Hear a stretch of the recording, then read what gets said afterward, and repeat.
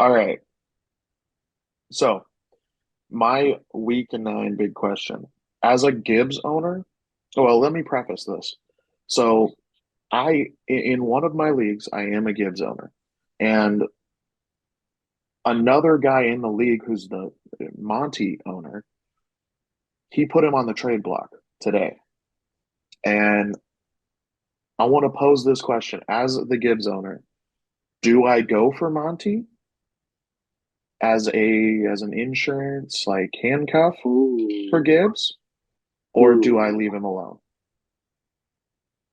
Depends on how much he costs. But I'm also kind of at the That's point true. where these last 2 weeks, Gibbs was that good. First, Like, we were. Hey, I want to each of us to give ourselves a pat on the back and a clap because we said you were going to figure out who Gibbs was by this week, Yep. and yeah, and here we are. and here we are, and to where Gibbs tier 1 Was not it so crazy anymore. 37 points or something like Yeah, that? 39, 30 followed up by 39, I 3. believe. 39. Yeah. It was something crazy. But I'll Hold on, get that I man will is pull it up because a beast. yeah, which also another pat on the back. yeah, 30 followed 70% by snap share, Yeah. 70%, 26 for 152, and then 5 of 5 for 37. Yeah. So I here's mean, he's that good. Like, I think he's shown that he's better than Monty and deserves at least 60% of the snaps. well, See even that. what I'm Oh concerned with. Oh, sorry, Josh. no, Yeah, no, you go. go for it, Ryan. Go for it. My mistake. I just what I'm concerned with is the goal line work because he's going to lose that to Monty. Can I counter that? No, go Neither of ahead. the 2 touchdowns Gibbs has been in the red zone. It has Yep, all been from outside of the red zone. they've all been from. So, Yeah. if anything, this has shown that Gibbs is a home run threat from anywhere. It's actually almost better that the fact is that he didn't score from the red zone. Because then imagine if that instead of that was a 27-yard touchdown, that 27 Yeah. yard touchdown was a 7-yard touchdown. And then now Yeah. you're going to feel really bad going, dang it, that's going to be Monty's touchdown when he gets back. But Yeah, now you can go, oh, he can score from anywhere, and the vision is what's much better.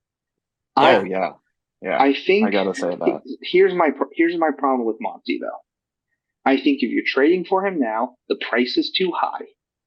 And on top of that, that means you are going all in on the Detroit running game, which is going to screw you in the league championship Yes, Yeah, because it's Dallas. definitely.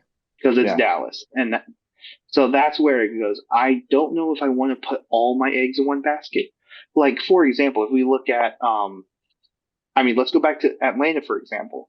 If Gibbs and Monty had Carolina, Indy, and Chicago, by all means do it. Like that's the move to make. Which actually that makes Bijan a very this makes if you want to go all in and get Bijan, not a Yeah. bad idea. Well, see, But Monty, oh, okay. it's a little tough right now. I'll bring up my other question I had on Bijan later. Later. We'll do that Okay, at the end of the podcast. so Ryan, like personally, in the league that you have Gibbs in that you're looking to get Monty, what would you throw at Monty for Monty? Not actually at I Bijan. would I'm not sorry, I but would not pay for me. I probably wouldn't pay more than a first, or not a first, sorry, a third. A third, maybe a second. but I don't second, even I know if feel like I'd would have go to up be to next second. year. I Yeah. feel like maybe future second, but this year's third would be the Yeah. highest when it comes to this year. Um, the only reason I would overpay for Monty is if I was dealing with massive running back issues. Like if I had Kyron, if I had Yeah. A-Chain. Wow, this sounds a lot like my redraft team. But Uh-huh. if I had those guys and they were doing good, then got knocked out, that's where Monty is Yeah. interested. But there's one thing that I think Ethan's right saying Gibbs is going to get the 60% workload. It would be gross negligence if they go with Monty and go, here's 30 carries again. I Yeah. don't think that's going to happen because that's where this is something I kind of live by, where it's one's a fluke, 2 is a coincidence, 3 is a pattern. Yeah. We're at 2 with Monty right now, as far as injuries is concerned. If you overwork him, it could be 3 and it could be longer. And that's where I do think we're going to be looking at a 55-45 split. But if Monty gets all the red zone work, that's fine because Gibbs has shown he can Yeah. score from outside that. Well, and also Yeah. Gibbs is going to get all the passing work. Yeah. That's And true. you give it to Monty on the goal line and on 3rd and short, and that's it. Yeah, and let's look at. Hold on, I'm going to pull up Gibbs real quick. So we're looking at Gibbs. Chargers, terrible pass defense. Chicago, just bad defense. Green Bay, bad defense. New Orleans, you're able to score on them now. And then Chicago again. Denver's defense is just bad. Then Minnesota's defense kind of getting better. Then you have the Dallas Well, I gotta say, conundrum, and then Minnesota.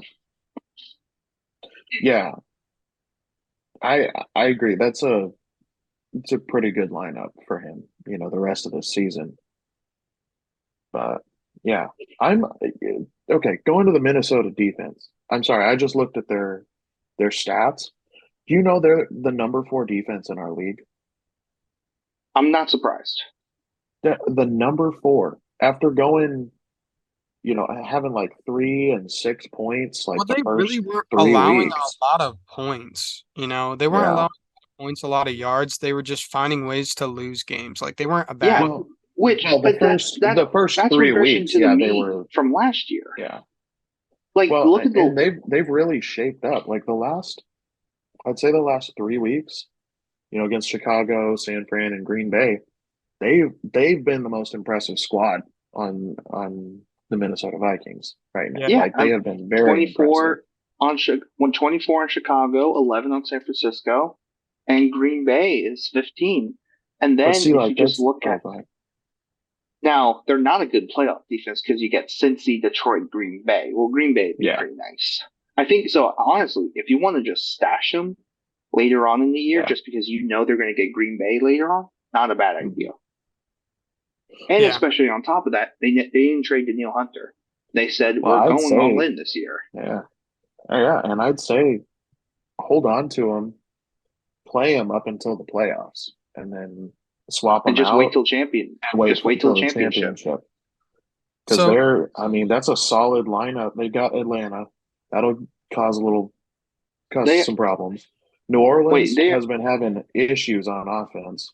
Denver also has been having issues. Chicago's been having issues. Las Vegas, all the way up until the playoffs, you have a pretty good, lineup of teams. Yeah, so Ryan, just looking at it, Minnesota is actually defense they are the 7th ranked defense.